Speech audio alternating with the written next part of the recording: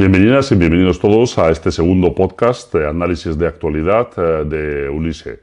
Estamos hoy, como siempre, Oyer Ceberio, periodista e investigador. También está con nosotros Juan Teixeira, que es fotógrafo, documentalista y periodista también. Y estoy yo, Pablo González, que soy periodista y politólogo. Y hoy pues trataremos otra vez la actualidad, ¿no? Daremos unas claves sobre varios asuntos, no todos, pero quizás explicaremos varias noticias que nos han parecido destacadas de esta semana o de estos últimos días y bueno, explicando un poquito las claves de esas cuestiones, claves que quizás no hayan salido en la prensa o si han salido no han salido del todo explicadas. Juan nos llevará a hablar hoy de la cumbre del clima, que se sigue desarrollando en estos días, mientras que Oyer nos explicará su último viaje a la isla de La Palma, donde bueno, volvió a trabajar con todo el tema del volcán. Yo por mi parte hablaré de mi región de la que sé, ¿no? Como quien dice, he venido a hablar de mi libro y vamos a hablar de ello, que es Europa Central y del Este, y en este caso hablaremos de gas, que está muy de actualidad, de Ucrania y de Polonia. Hola, hola Oyer. Hola, Juan. hola, ¿qué tal? ¿Cómo estamos? Vale, pues no sé quién de los dos quiere empezar, pero supongo que, bueno, por un poquito más de actualidad en esta ocasión, hablaremos primero del clima, ¿no? Que es un tema importante que nos concierne a todos. Así que todo tuyo, Juan. Vale, me parece bien. Pues nada, como sabéis, durante estos días se está desarrollando la cumbre del clima en Glasgow. Se llama la COP26, digamos, que significa Conferencia de las Partes Implicadas, digamos, en el cambio climático. Es una conferencia organizada por la ONU, digamos, y que comenzó en 1992 con la primera de las conferencias del clima. Por eso esta es la COP26, porque es el 26 año, digamos, que se celebra. Lo que se está buscando aquí, digamos, es buscar una descarbonización de la economía, digamos, para poder llegar a reducir la emisión de gases de efecto invernadero a la atmósfera, para evitar así el mayor daño posible en lo que se refiere a cambio climático. ¿Qué se ha conseguido hasta ahora desde 1992 en todas estas cumbres anteriores? Pues la verdad es que nada. Nada o menos que nada, porque desde 1992 las emisiones de gases de efecto de invernadero han sido superiores a todo el resto de la historia de la humanidad, desde 1992. Este mismo año, 2021, hemos vuelto a rebasar los niveles prepandemia de emisión de gases de efecto invernadero. Es decir, en 2021 ya estamos emitiendo más que en 2019. Ha habido un parón en 2020 de en torno al 5% de las emisiones, debido obviamente al parón obligado por la pandemia, pero ya estamos aumentando otra vez esos datos. Entonces, la COP26 este año dicen que es como la última oportunidad de poder ponerle freno al cambio climático, y de ahí su vital importancia. Se reúnen ahí unos 190 líderes mundiales, presidentes de gobierno y jefes de Estado, pero también todas las personas implicadas, pues grandes multinacionales, algunos activistas, fondos de inversión, es decir, toda la cúpula del establishment neoliberal está reunido para ver cómo podemos frenar esas emisiones. Para empezar, a mí me gustaría decir que lo que está reinando es una hipocresía total y absoluta. Y lo hemos visto desde el minuto uno. Por ejemplo, al aeropuerto de Glasgow llegaron más de 400 jets privados que han bloqueado por completo el aeropuerto, incluso han tenido que irse a otros aeropuertos e ir después en tren o lo que sea. Es decir, 400 jets privados para una cumbre del clima. Solo jets privados, ya no hablamos de aviones comerciales y demás. Tenemos, por ejemplo, a Joe Biden, el presidente de Estados Unidos, que ha ido con su séquito al completo, ha llevado el Air Force One, ha llevado varios aviones de sus fuerzas aéreas, ha llevado más de 20 vehículos blindados para moverse por Glasgow. Vamos, un despiporre total y absoluto que no tiene nada que ver con lo que luego dicen cuando les toca su conferencia. Tenemos, por ejemplo, a Boris Johnson, el primer ministro británico, que cogió y sin cortarse un duro, pues se fue desde Glasgow a Londres antes de ayer en su jet privado para comer con unos amigos y volverse a Glasgow en jet privado y dar pues otro discurso en pro del clima y de la reducción de emisiones. Es decir, no se está cumpliendo para nada, no se está tomando en serio nada de lo que luego se está diciendo. Después, las medidas que se están tomando hasta ahora, pues tampoco parece que están siendo gran cosa. Lo más importante que se ha decidido hasta ahora es reducir las emisiones de gas metano un 30%. También, pero bueno, es que es bastante absurdo porque, por ejemplo, China, Australia y Estados Unidos se han desvinculado de este pacto, que son de los que más carbón consumen. Entonces, bueno, aquí vemos un poco cómo están atados de manos para tomar decisiones. En primer lugar, porque las decisiones que se toman ahí no son vinculantes, y en segundo lugar, todas esas decisiones que se toman pues son un poco cantos al aire. Es decir, yo puedo decir, sí, voy a rebajar en 5 puntos mis emisiones, pero no tengo ningún plan concreto detrás para lograrlo. Entonces se queda un poco ahí en entredicho, y es un poco lo que ha pasado en estos últimos 26 años de cumbres del clima, que se habla mucho, se habla de grandes acuerdos y demás, pero que luego no se cumple. No se está cumpliendo el protocolo de Kioto, no se está cumpliendo los acuerdos de París, y vamos un poco en la misma línea de que, vale, estamos hablando mucho y muy bonito, pero no estamos tomando decisiones reales que puedan permitir el rebajar esos 1,5-2 grados que se prevé que para 2050 se calentará el planeta si seguimos con este ritmo de emisiones. Para mí una de las... Pablo me comenta algo por aquí. Sí, yo lo que te quería comentar es sobre todo lo que estás diciendo. A mí me llama la atención... o sea, de las cosas que me llaman la atención, más allá de por qué una escolar como Greta Thunberg no está en clase y está por ahí de fiestuki, es hasta qué punto es, digamos, es lícito que ciertos países desarrollados le exijan a otros países no desarrollados que bajen sus emisiones ahora que ellos están, digamos, creciendo y están haciendo lo mismo desarrollo que estos países ya han pasado, ¿no? Digamos, los países desarrollados. Entonces, nosotros ya hemos contaminado, ya nos hemos desarrollado, ya estamos bien, pero vosotros no podéis hacer lo mismo. Entonces, eso también es un hecho que me llama mucho la atención, que es ese doble estándar ¿no? a la hora de exigir, pedir y, hombre, yo entiendo que sí que hay que poner, pero quizás los países que se han desarrollado y han llegado a ciertos estados son los que deberían predicar con el ejemplo, ¿no? Todo tuyo, Juan. Es sin duda una de las grandes incongruencias de este tipo, de esta cumbre y de estas organizaciones. Como bien dices, los países que hoy en día están desarrollados, Estados Unidos principalmente y demás, son los que más han provocado el cambio climático, sin duda alguna. Entonces ahora, ¿con qué huevos le pueden exigir a las potencias que están emergiendo que dejen de hacer lo que hayan hecho ellos durante décadas? Pero no solo eso, sino que además se le está, por ejemplo, obligando pues, a parar la deforestación, que pues Indonesia ya ha dicho que no se va a adherir a parar la deforestación para el 2030, como se está pidiendo. China también se ha desbancado bastante, la India también, simplemente pues porque no pueden seguir creciendo ni pueden seguir desarrollándose cumpliendo ese límite de emisiones. Es totalmente imposible. Incluso para nosotros, que ya estamos desarrollados, como quien dice, nos es totalmente imposible seguir con las mismas emisiones también y cumplir con esos límites de los que estamos hablando. ¿Pablo?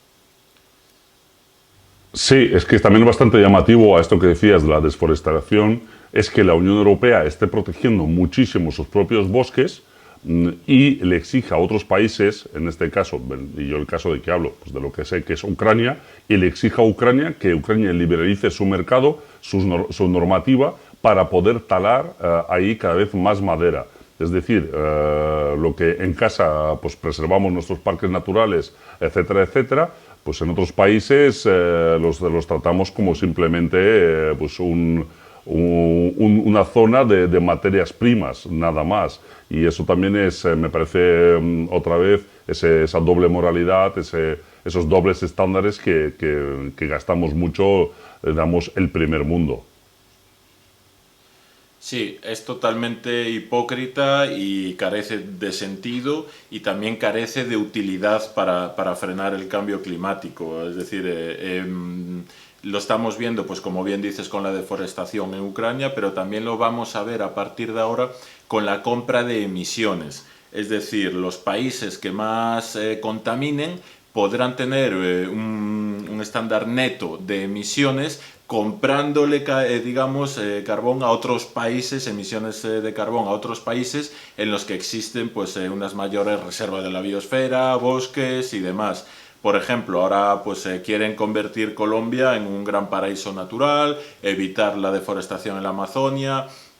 Es decir, eso lo que hace, pues, que frena un poco el desarrollo de esos países, que me parece totalmente lícito, pero no se está cumpliendo en los países que más contaminaron. Es decir, es una doble moral que queda bastante feo, bastante feo. Por otro lado, también decir que la salida que se está buscando, digamos, a esta crisis climática desde el COP26 y desde todos los COP anteriores es más capitalismo. Lo que pasa que tiñéndolo un poco de verde. Se acaba de decir ayer mismo que se van a inyectar 130 billones de dólares para luchar contra el cambio climático. Es decir, estamos contaminando mucho. ¿Qué podemos hacer? Metemos pasta para evitar contaminar. Pero ¿va a servir de algo si seguimos con el mismo nivel de consumo de energía y de producción? Es evidente que no. Es decir, ahora mismo lo que están queriendo estas grandes multinacionales es pegar grandes pelotazos con grandes parques fotovoltaicos, solares, grandes infraestructuras que costará mucho construir y que darán mucha pasta a las empresas que las construyan, pero que no van a servir, no van a tener una utilidad real a largo plazo para frenar el cambio climático. Y es lo que estamos hablando con los límites físicos, digamos, del planeta. No podemos construir todas las placas solares necesarias o que nos gustaría porque no tenemos los minerales necesarios para ello. No tenemos el litio necesario para todas las baterías, no tenemos el coltán, no tenemos el manganeso, no tenemos las tierras raras necesarias para hacer todo ese proceso de transición ecológica que se está pidiendo en el COP26. Es decir, ¿Pablo?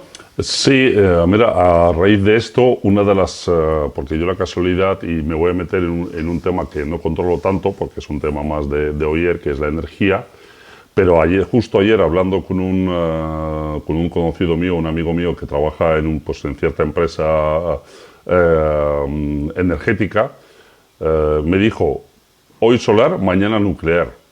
Básicamente en referencia a que hay muchísimas cosas que no son viables, que te pintan muy bien digamos, en el papel, pero a día de hoy no son viables, simplemente por costes, por falta de materias primas, etcétera. Entonces, por muchas placas solares, molinos de eólico de estos que queramos poner, ya sea dentro en tierra o incluso en el agua, ¿no?, que pueden ser efectivos, etcétera, no dan.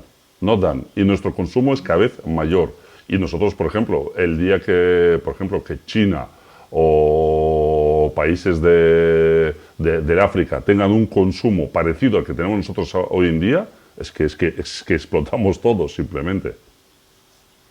Sí, es totalmente inviable. El crecimiento de la población mundial unido al crecimiento de la energía es que es total y físicamente inviable. No es una predicción futura, sino que es un hecho real que está medido y que los científicos ya han alertado en el último informe del IPCC de que es totalmente insostenible el crecimiento a día de hoy.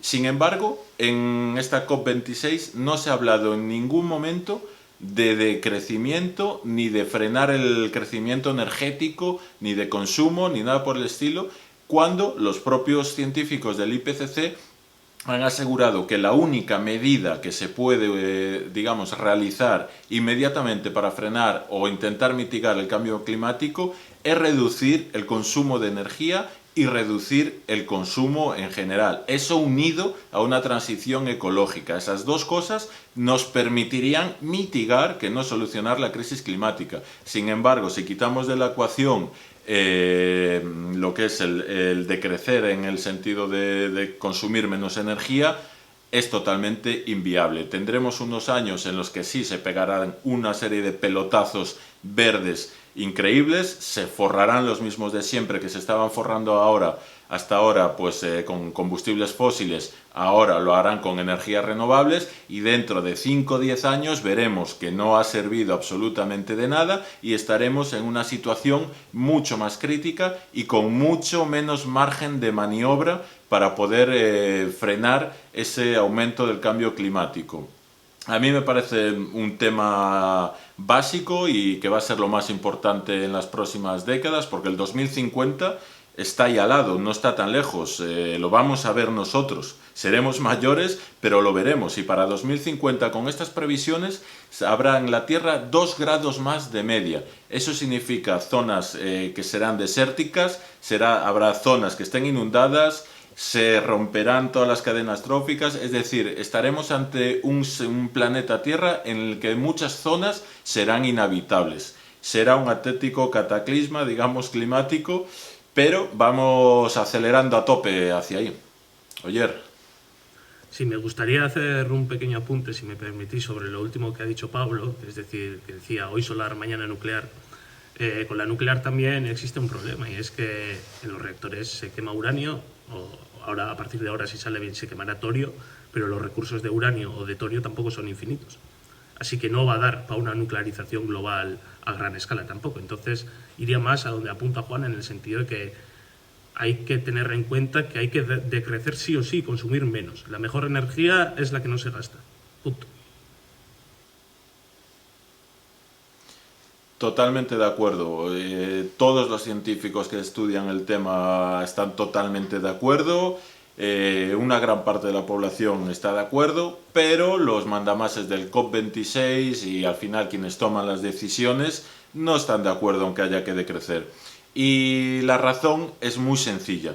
Es decir, si ahora mismo decimos que hay que decrecer, consumir menos energía y reducir el consumo, lo que estamos haciendo es negar el capitalismo, negar el sistema económico actual, que se basa, digamos, en la especulación y en las inversiones futuras. Si hoy decimos que se va a frenar el consumo, si en el COP26 dicen que se va a reducir el consumo, la bolsa se hunde inmediatamente. ¿Por qué? Porque juega con futuros, es decir, con inversiones futuras que dependen del crecimiento continuo. Si un gobernante está diciendo que ese crecimiento se va a detener o se va a reducir, la bolsa se desploma automáticamente y el sistema económico en el que vivimos se desplomaría. Tendríamos que cambiar hacia otro modelo. Y por supuesto, los que están en el COP26 no están dispuestos a ceder lo más mínimo en ese sentido.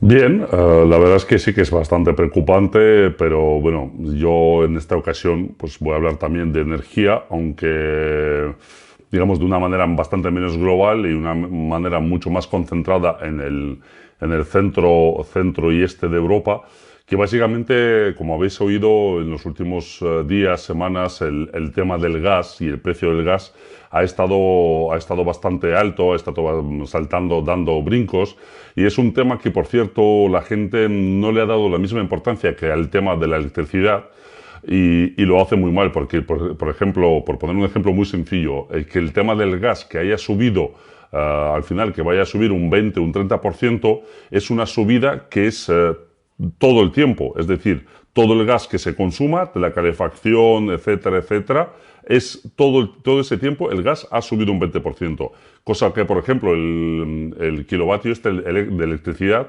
son repuntes, es decir, cuando hemos tenido esta alarma, ¿no?, de 300 euros por el kilovatio hora, ya es en ciertos momentos muy concretos del día, durante a lo mejor unos minutos, que hay ese repunte. En el resto del día no necesariamente ese es el precio. A lo que voy es decir, que la factura que vamos a pagar, ese repunte de electricidad, quizás lo vayamos a notar bastante menos que la subida del precio del gas, porque el gas sí que sube todo el tiempo. La electricidad tiene sus picos. Entonces eso es algo que creo que la población no siempre se da cuenta de ello, ¿no? Y los medios pues lo tienen muy sencillo. ¡Oh, el repunte de la electricidad! Sí, pero el tema del gas es también bastante importante. Más que nada porque parte de nuestra energía eléctrica se sigue creando con ese gas. Igual que se sigue creando con productos del carbón, se sigue creando con productos derivados del petróleo y con carbón. Eso es en el global de Europa. Son componentes que siguen siendo muy importantes y que repercutirán. Y en este sentido tenemos una situación bastante curiosa, que se nos vuelve a repetir el tema del gas, es en Ucrania.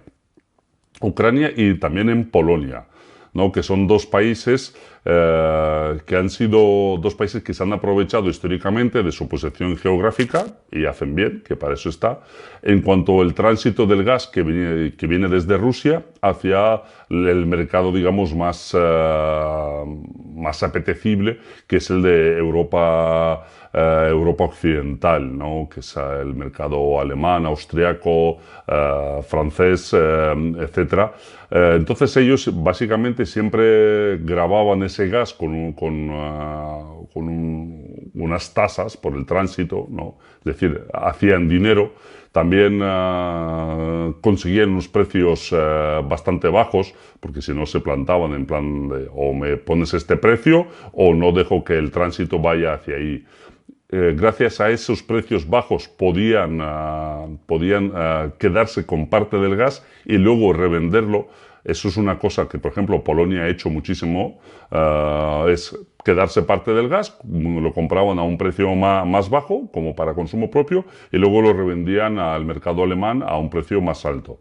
Pues todo esto se les está acabando, tanto a Ucrania como a Polonia, porque Gazprom, la gasística rusa, ha lanzado varios proyectos ya hace años. Realmente esos proyectos nacen de los años 90. Ha lanzado proyectos tanto por el norte como por el sur de Europa. Por el sur de Europa el gasoducto tenía que ir hacia Bulgaria, desde Rusia hacia Bulgaria, pero por presiones de la Unión Europea, Bulgaria canceló el proyecto y ese mismo proyecto pues cogió y se fue hacia Turquía, ¿no? Con Bulgaria luego intentando recuperar parte de ese proyecto, pero bueno, les dijeron que su tren ya había pasado.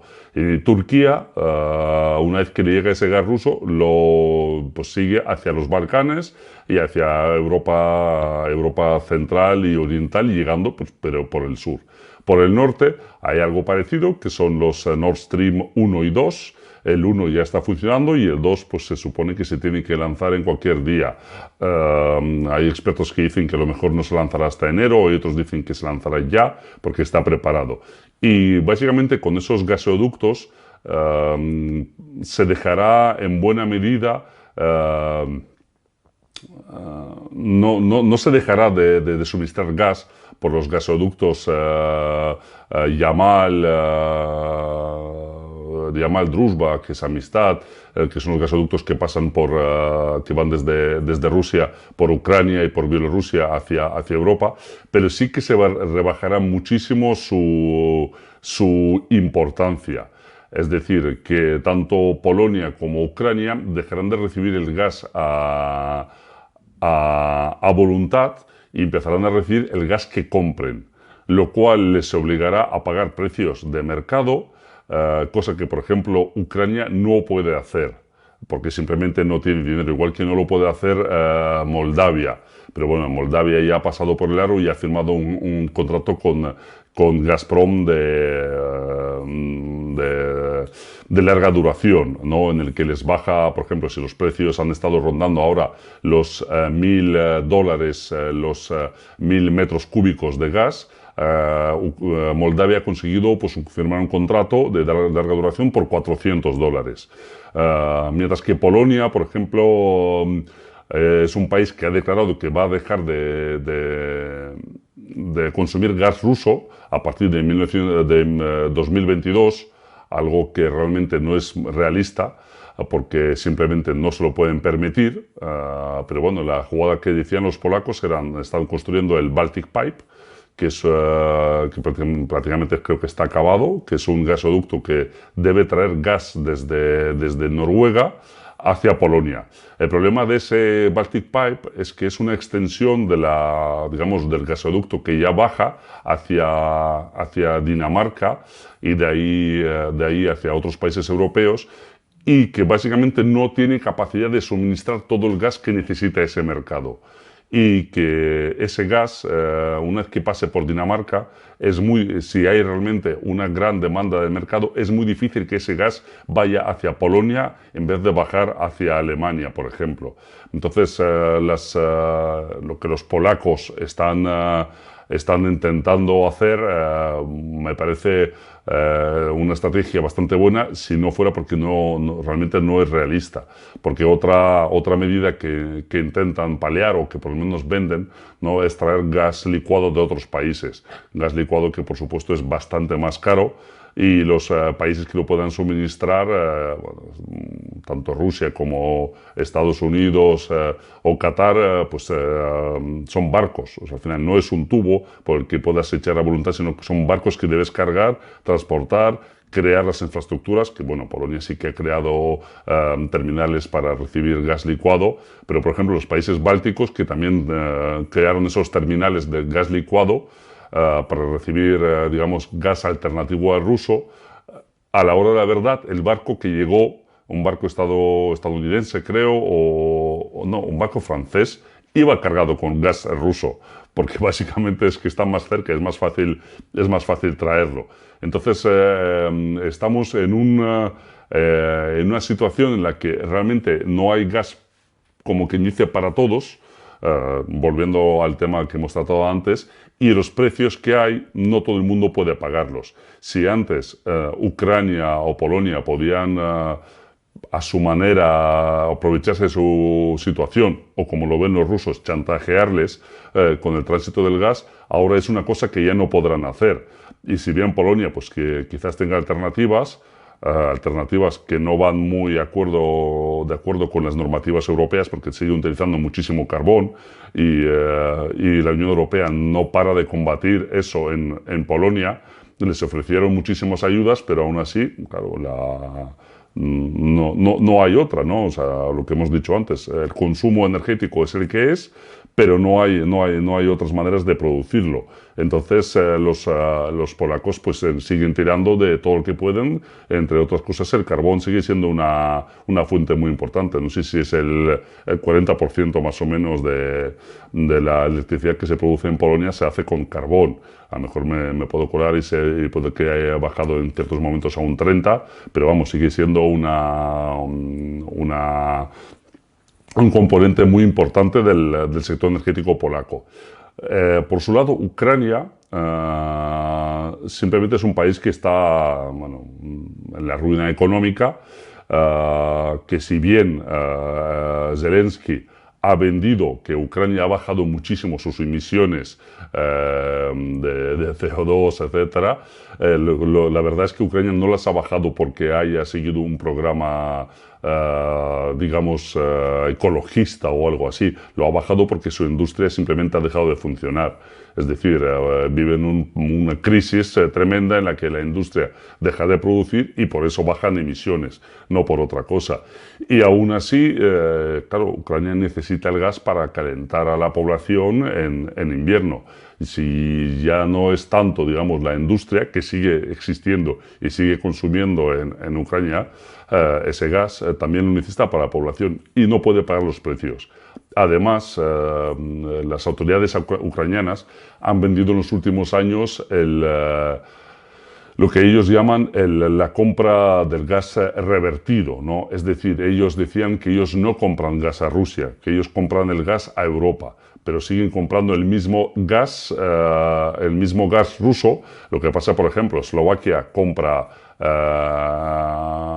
X gas a Rusia, y Ucrania luego le recompra a precios más altos de lo que le compraría a Rusia directamente parte de ese gas. Y ese gas, por supuesto, que no llega a Eslovaquia, sino simplemente cuando pasa por Ucrania, Ucrania pues, se lo queda en sus almacenes para sus necesidades. ¿El problema de eso? Pues el problema de eso es que los precios están muy altos y Ucrania no puede pagar los precios europeos, pero tampoco puede robar o quedarse con parte del tránsito, como hacía en los años 90 o principios de los años 2000, lo que llevó ya, el que siga el tema lo recordará, varias crisis energéticas, ¿no?, entre Rusia, Ucrania y la Unión Europea. Claro, pues si se saca a Ucrania de esa ecuación, entonces Rusia suministra directamente a la Unión Europea y Ucrania pues se queda al margen, pues, como que dice, tiritando de frío, que es una cosa que debía llegar tarde o temprano, ¿no? Y la Unión Europea tampoco es que se preocupe mucho. ¿Cuál es la salida a eso? Pues la salida a eso es que podemos tener una escalada bélica en el Donbass, porque si a Ucrania algo le queda para llamar la atención es precisamente el empezar algo que llame la atención, que la comunidad internacional le vuelva a hacer caso. Aparte del mecanismo del Donbass, no tiene nada. Chernóbil, hombre, no creo que vayan a volver a encender las centrales de Chernóbil, porque, bueno, supongo que estarán ya, eso Oyer nos podrá decir mejor, estarán ya desmontando toda la infraestructura ahí. Pero el Donbass sigue estando presente. Entonces, las Fuerzas Armadas ucranianas han lanzado en los últimos días varios ataques en la zona gris. La zona gris es esa franja de terreno que están entre unos y otros, digamos, es la tierra de nadie. Y en ciertas zonas del frente, por razones varias, en la zona gris pues hay núcleos habitados, ¿no? Pueblos o, bueno, pequeñas ciudades no llega a haber en la zona gris, pero sí que hay varios pueblos en la zona gris que están entre los dos. Entonces Ucrania ha tomado uno de estos pueblos en la zona gris, en la zona sur, no digamos a medio camino un poco entre Donetsk y Mariupol, aunque creo que un poquito más cerca de Mariupol, y se han activado ciertos combates. Con la utilización por primera vez de los drones Bayraktar, ¿no?, que son los drones turcos que se pueden utilizar para reconocimiento y ataque, que se le dio mucha publicidad y fueron efectivos en la guerra del Karabaj del 2020 y que muchísimos países han comprado desde entonces. Ucrania también lo ha comprado y lo ha utilizado por primera vez. Las primeras imágenes que salieron, yo personalmente las puse en duda porque pensaba que serían imágenes de la guerra del Karabaj, pero no, se ve que son imágenes reales y es un dron Bayraktar que lanza una munición a un cañón, a una pieza de artillería de las fuerzas de Donetsk, que también se ve que no la alcanza del todo, sino que cae al lado. Según las informaciones que luego se publicaron, no resultó nadie herido y la pieza ni siquiera resultó destruida, sino dañada, ¿no? Presuntamente se puede reparar. Pero bueno, ese uso de los Bayraktar está ahí. Y puedes también suponer una diferencia en una posible escalada bélica en esa región. Escalada bélica en esa región en la que Ucrania no tiene nada que perder realmente. Porque ese terreno o parte de la comunidad internacional sigue considerándolo suyo, bueno, parte no, todos, a diferencia de Crimea, el Donetsk y Lugansk, ¿no? La zona del Donbass, de la región del Donbass ucraniana que se rebeló contra Kiev, todo el mundo considera que eso es territorio ucraniano. Entonces, Ucrania se supone que puede lanzar una ofensiva para recuperar sus propios terrenos y con eso llamar la atención, volver a la, digamos, a la palestra de la actualidad internacional, etcétera. Los que tienen que perder ahí, pues seguramente sean los rusos, porque no pueden ni dejar caer en Donetsk y Lugansk, pero tampoco pueden defenderlos, digamos, con todo, ¿no? Tampoco se pueden lanzar a una ofensiva total en Ucrania, porque eso sí que seguramente provocaría una importante reacción internacional. Entonces, ahí se entremezclan el gas, ¿no? La problemática del gas con una posible escalada bélica si una de las partes no queda satisfecha, que posiblemente pueda ocurrir. Veremos si los socios europeos de Ucrania y bueno, y también el socio norteamericano, si la convencen para que se abstengan de estas aventuras bélicas, porque realmente si se lanza, el resultado que podemos tener es impredecible, porque puede ser unas escaramuzas otra vez, o puede ser realmente una ofensiva seria ucraniana y una contraofensiva aún más seria rusa, con todas las consecuencias. También está Polonia, país que ha declarado ahora en los últimos días que va a aumentar sus fuerzas armadas, ya de por sí importantes. Polonia es un país que se ha armado muchísimo en los últimos años, mucho más que la media europea, siempre ante una posible amenaza rusa que, por ejemplo, en la región es quizás discutible, ¿no? Está la presencia rusa militar, pero bueno, también está la presencia de la OTAN, bastante más importante en las fronteras rusas. Y Polonia también está en una confrontación que ya hemos hablado con los valores europeos, ¿no? Aprobando leyes que van claramente contra los derechos humanos, ¿no? De hecho, de las minorías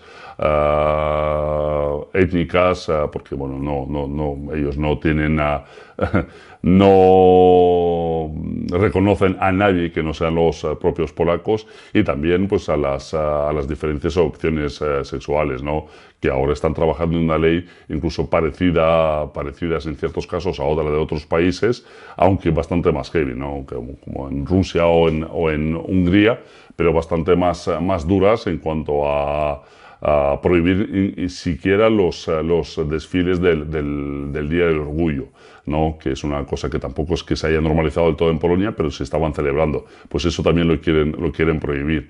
Y todo ello pues con el fondo de que no hay para todos, no hay gas para todos. Y los países que se quedan, en este caso Polonia y Ucrania, que se quedan quizás un poquito más hacia un lado,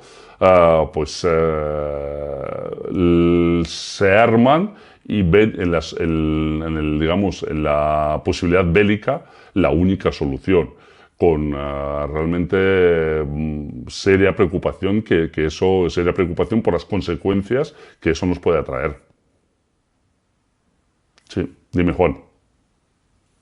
Sí, como estabas comentando, con el tema del gas natural como recurso geoestratégico que puede provocar conflictos armados, hasta estas últimas décadas lo hemos visto con el petróleo, que ha sido una de las principales fuentes de conflictos armados e intervenciones armadas en el mundo, y ahora quizás vamos a empezar a verlo por otros minerales, pues como podemos ver, como litio, como otras tierras raras. Lo vemos en el Congo, lo vemos en el intento de golpe de Estado de Bolivia,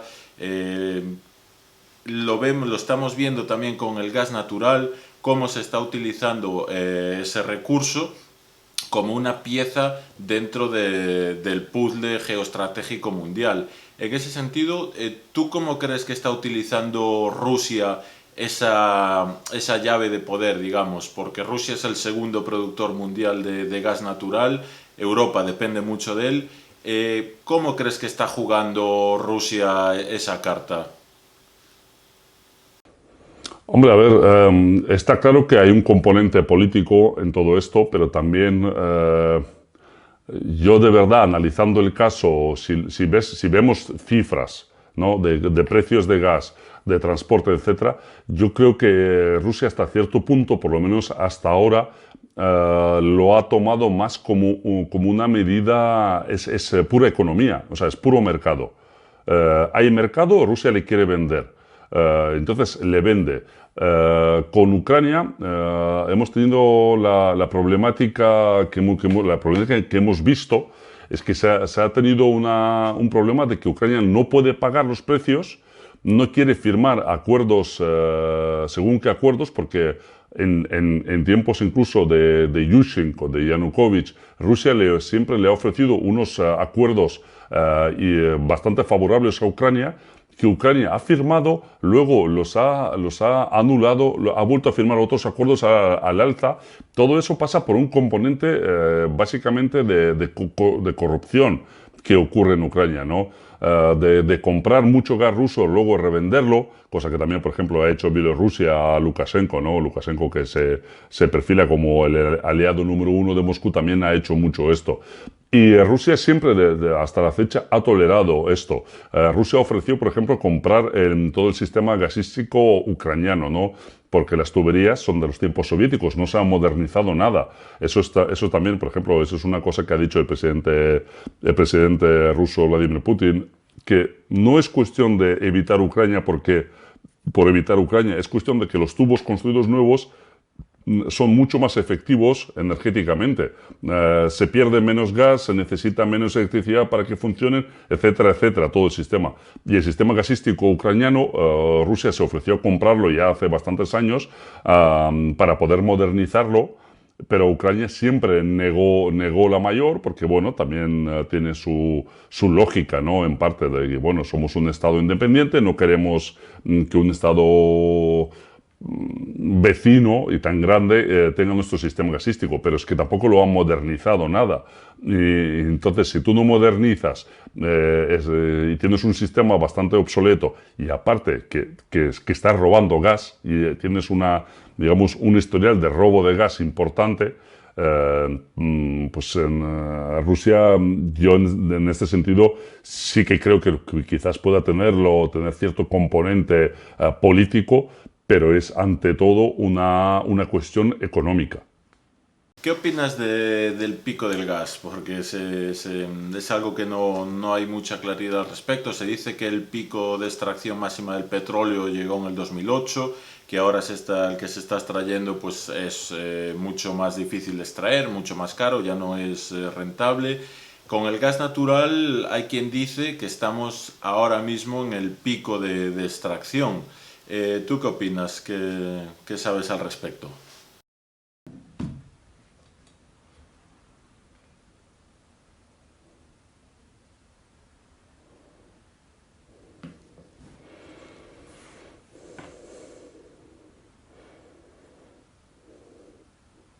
Hombre, no sé si realmente no soy tan experto digamos, en temas energéticos globales, lo de siempre, ¿no? Mi frase favorita de yo vengo a hablar de mi libro y hablo de lo que sé, que es la región que sé, etcétera, etcétera. En Rusia, desde luego, hay bastante más. Hay bastante más reservas y pueden extraer más.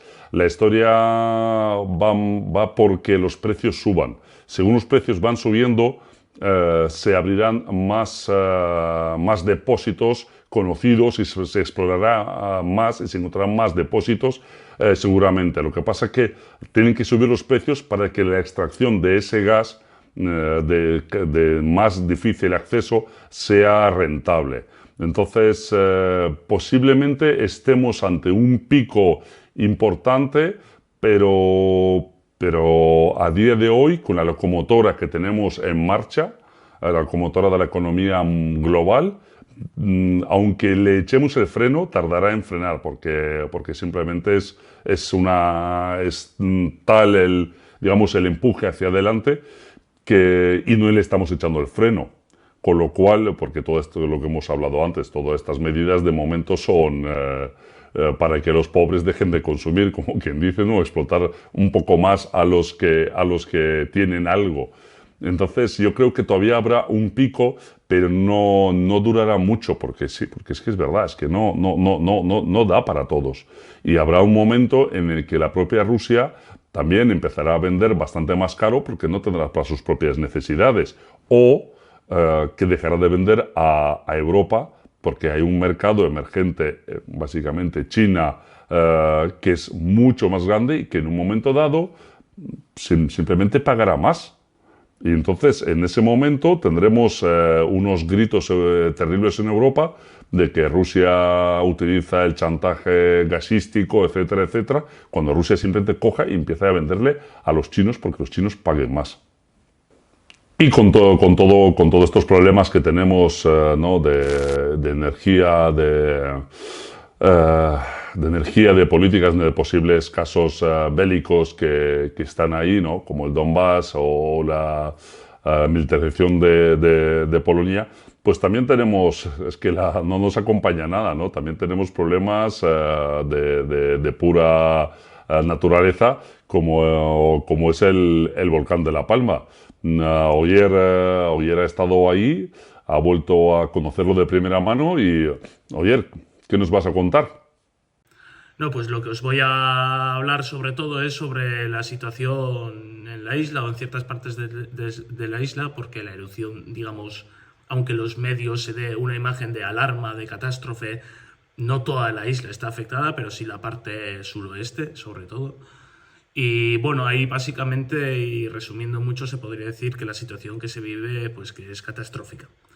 Más de 7.000 evacuados, más de 2.500 edificaciones destruidas, una afectación brutal, digamos, en la salud mental de las personas, sobre todo en la población infanto-juvenil. Ya, bueno, una presencia al respecto de trastornos de ansiedad, casos de depresión, ideación suicida, chavales jóvenes que quedan paralizados al escuchar la palabra volcán, al sentir un terremoto, al ver una ambulancia. Pues esa es un poco la situación que se está viviendo ahora mismo en la zona afectada, en los municipios de los Llanos de Aridane, Tazacorte, la zona que está en la dirección de la erupción, ¿no? En la zona más afectada. Vale, yendo al primer punto, es verdad que desde el gobierno, desde las instituciones, digamos, estatales, se está diciendo que ya se están enviando, que hay partidas destinadas de sumas elevadas de dinero para ayudar a los afectados, pero según me subrayaban algunos afectados, pues desde el gobierno estatal no han recibido todavía ningún euro. Toda la ayuda en estos momentos, según me contaban algunos afectados y según me contaban algunos concejales de los municipios que han sufrido una gran afectación, lo están gestionando ellos, vía Cabildo, vía pues con los recursos que cuentan con el ayuntamiento. Ahora mismo el problema de la vivienda pues es enorme. Es enorme. Ahí, por ejemplo, solo en el municipio de Los Llanos de Aridane, si no me equivoco, 800 personas han perdido su hogar y el ayuntamiento está gestionando eso, pero admitían que el proceso va a durar tiempo porque tienen que evaluar la situación de esa familia, lo que han perdido, etcétera, etcétera, ¿no? Entonces, digamos que sí, el otro día escuchaba, pues lo mismo, que la gente tiene que seguir pagando la hipoteca al banco, pero hay situaciones muy diversas. Hay gente que ha perdido todo, pero que en su casa, por ejemplo, no tenía seguro. Hay otra gente que tenía seguro, pero que aún así ha perdido todo, pero bueno, tiene ese miedo de que entre en conflictos con la aseguradora. Hay mucha incertidumbre al respecto. La cifra exacta no la tengo, pero sí tengo la convicción, después de escuchar lo que he escuchado, que se da de todo, que es decir, que hay construcciones legales hechas según la normativa, siguiendo, digamos, todos los principios legales, y hay otras que se han ido haciendo y que luego se han ido legalizando. Y punto. Sí, lo que se ha visto es que, por ejemplo, yo la primera vez que estuve ahí fue los días 20 y 21 21-22 de septiembre, y ahí la afluencia de turistas pues era mínima, pero hoy en día, pues bueno, os daré un ejemplo, es decir, se organizan hasta tours con autobús de turistas que vienen de las Islas Canarias, de turistas que vienen del Estado y de turistas que vienen de otros países. Incluso observé pasaportes daneses en más de una ocasión, pasaportes de Noruega, cosas así, ¿no? Entonces sí que está habiendo población que está acudiendo a ver el volcán. Bueno, es un hecho que me causa sentimientos encontrados, porque es verdad que desde la parte natural, pues que la erupción misma es impresionante, pero ver, digamos, pues esa frivolidad, ¿no? Gente que te dice, ¡guau, qué bonita es la experiencia esta, qué bonito es todo esto!, cuando sabes que a pocos metros hay gente que ha perdido todo, que sus hogares están ahí sepultados, y además cuando conoces a esa gente, hablas con ella y te cuentas sus historias, pues no lo ves todo tan bonito, ¿no? Y bueno, a ver, yo ya sé que muchos de ellos van a ver el volcán, no voy a ser quien les critique o cosas así, pero a veces sí que echo de menos, ¿no? Un poco más de empatía, o por lo menos respetar. Primero porque lo que pasa es que entre los autobuses, los coches que vienen, etcétera, etcétera, las carreteras están más colapsadas, los vecinos tienen más problemas para mover, y bueno, pues que se den cuenta que aquello es una catástrofe, que no es como ver un volcán en una zona desierta de Islandia. Pues bueno, yo, al no ser geólogo o vulcanólogo, pues nunca me he atrevido a responder esa pregunta, pero para ello sí que entrevisté a dos vulcanólogos, geólogos del Instituto Geográfico Nacional, y ellos me decían que, bueno, estas entrevistas se realizaron el 28 de octubre, me decían que en ese momento no había ningún indicio que dijera que la erupción estaba a punto de terminar.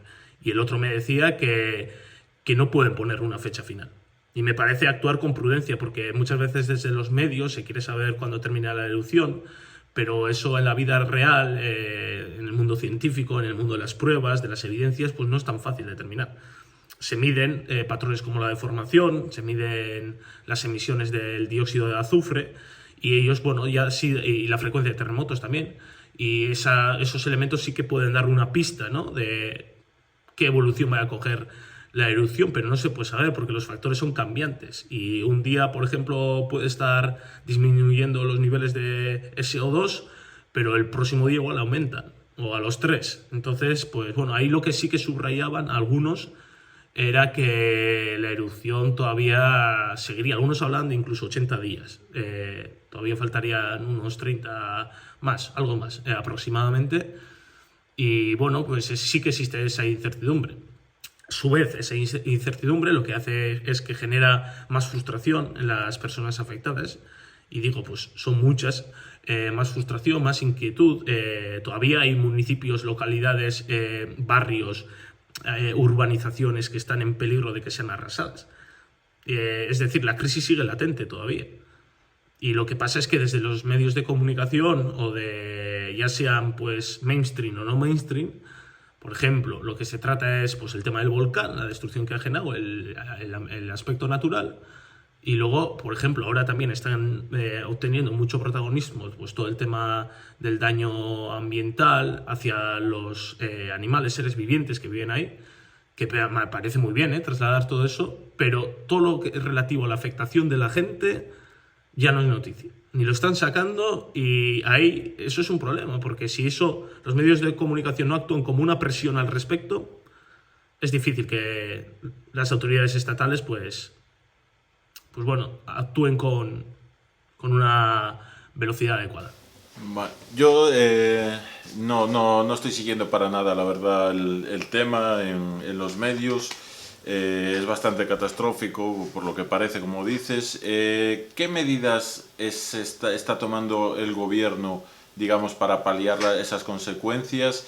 Y también algo que me preocupaba sobre lo que vi, por ejemplo, que la gente que su casa queda sepultada por la lava tiene que seguir pagando la hipoteca, por ejemplo. ¿Qué salidas hay? O pues yo qué sé, las zonas donde se estaba plantando plátano, esas empresas o esas personas, ¿qué van a hacer? ¿Se van a ir de la isla? ¿O cuáles en ese sentido un poco las decisiones que se están tomando para intentar paliar la tragedia?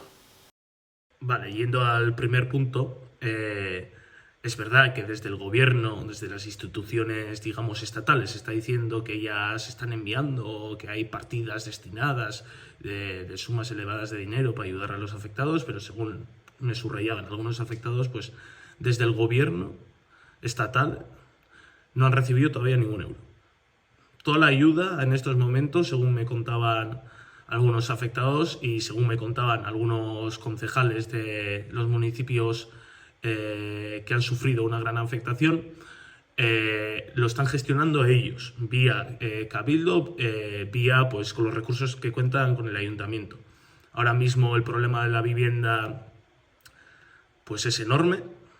Es enorme. Ahí, por ejemplo, solo en el municipio de Los Llanos de Aridane, si no me equivoco, 800 personas han perdido su hogar y el ayuntamiento está gestionando eso, pero admitían que el proceso va a durar tiempo porque tienen que evaluar la situación de esa familia, lo que han perdido, etcétera, etcétera, ¿no? Entonces, digamos que sí, el otro día escuchaba pues lo mismo, que la gente tiene que seguir pagando la hipoteca al banco, pero hay situaciones muy diversas. Hay gente que ha perdido todo, pero que en su casa, por ejemplo, no tenía seguro. Hay otra gente que tenía seguro, pero que aún así ha perdido todo, pero bueno, tiene ese miedo de que entre en conflictos con la aseguradora. Hay mucha incertidumbre al respecto. Y una pregunta, que es un tema que también he estado siguiendo, bueno, más que siguiendo, he estado también hablando sobre ello sin conocer exactamente cuál es la situación. ¿El porcentaje de construcciones, digamos, legales es alto ahí o es como en otras partes que digamos, parte de las construcciones se hacen y ya digamos, se legalizan, se obtienen papeles años después ya de manera, bueno, pues porque está ahí? La cifra exacta no la tengo, pero sí tengo la convicción, después de escuchar lo que he escuchado, que se da de todo, que es decir, que hay construcciones legales hechas según la normativa, siguiendo, digamos, todos los principios legales, y hay otras que se han ido haciendo y que luego se han ido legalizando. Y punto. Y una pregunta más. Tú que has estado ahí, bueno, tú has ido a trabajar, a informar sobre ello, pero ha habido noticias, informaciones sobre el turismo volcánico, ¿no? El turismo de catástrofe. ¿Qué nos puedes explicar sobre ello? Sí, lo que se ha visto es que, por ejemplo, yo la primera vez que estuve ahí fue los días 20 y 21 22 de septiembre, y ahí la afluencia de turistas pues era mínima, pero hoy en día, pues bueno, os daré un ejemplo, es decir, se organizan hasta tours con autobús de turistas que vienen de las Islas Canarias, de turistas que vienen del Estado y de turistas que vienen de otros países. Incluso observé pasaportes daneses en más de una ocasión, pasaportes de Noruega, cosas así, ¿no? Entonces sí que está habiendo población que está acudiendo a ver el volcán. Bueno, es un hecho que me causa sentimientos encontrados, porque es verdad que desde la parte natural, pues que la erupción misma es impresionante, pero ver, digamos, pues esa frivolidad, ¿no? Gente que te dice, ¡guau, qué bonita es la experiencia esta, qué bonito es todo esto!, cuando sabes que a pocos metros hay gente que ha perdido todo, que sus hogares están ahí sepultados, y además cuando conoces a esa gente, hablas con ella y te cuentas sus historias, pues no lo ves todo tan bonito, ¿no? Y bueno, a ver, yo ya sé que muchos de ellos van a ver el volcán, no voy a ser quien les critique o cosas así, pero a veces sí que echo de menos, ¿no? Un poco más de empatía, o por lo menos respetar. Primero porque lo que pasa es que entre los autobuses, los coches que vienen, etcétera, etcétera, las carreteras están más colapsadas, los vecinos tienen más problemas para mover, y bueno, pues que se den cuenta que aquello es una catástrofe, que no es como ver un volcán en una zona desierta de Islandia. Bueno, y supongo que no tendrás la respuesta porque nadie la tiene, pero ¿qué se está diciendo sobre cuánto tiempo más puede durar o cuánto magma queda o hacia dónde tira? ¿Cuál crees que es el futuro próximo con este tema?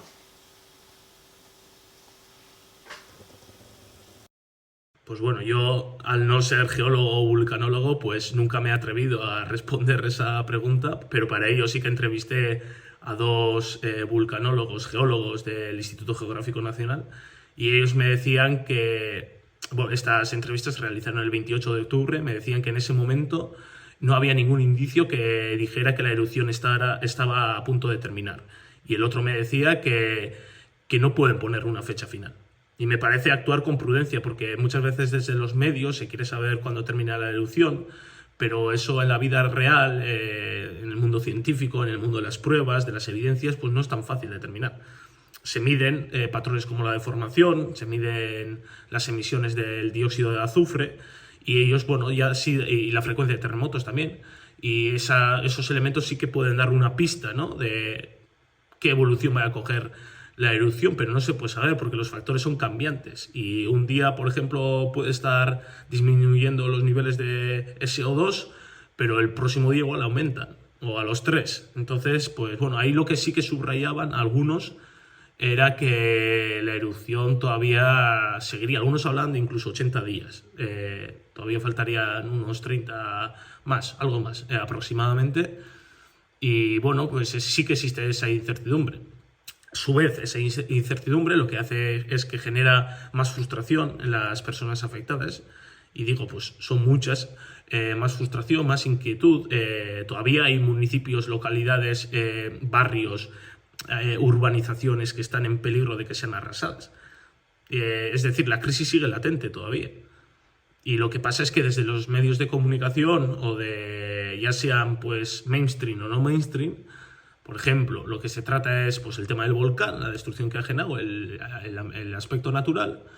Y luego, por ejemplo, ahora también están obteniendo mucho protagonismo pues todo el tema del daño ambiental hacia los animales, seres vivientes que viven ahí, que me parece muy bien trasladar todo eso, pero todo lo que es relativo a la afectación de la gente ya no es noticia. Ni lo están sacando y ahí eso es un problema, porque si eso, los medios de comunicación... Vale, muchas gracias, Oyer. Bueno, pues hasta aquí el análisis de actualidad de Ulises. Estaremos en YouTube, lo tendréis también en iVoox, como en el capítulo anterior. Y bueno, siempre presentes. Muchas gracias, Juan, muchas gracias, Oyer, y hasta la próxima.